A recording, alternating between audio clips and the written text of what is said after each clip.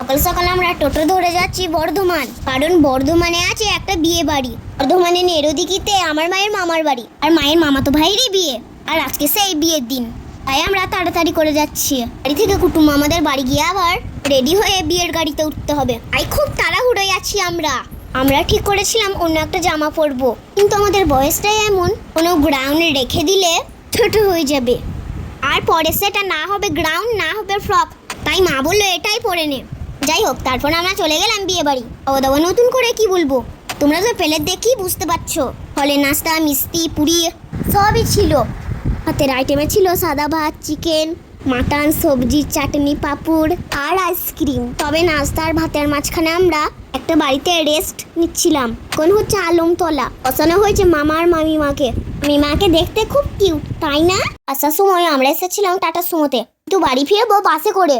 আরও নাস্তাটা খুব কষ্ট হয়েছিল, তাই মা আর আমি বাসে করে চলে যাচ্ছি। বাসের ভিতরটা খুবই সুন্দর ছিল, আর খুব হাওয়াও পেয়েছি।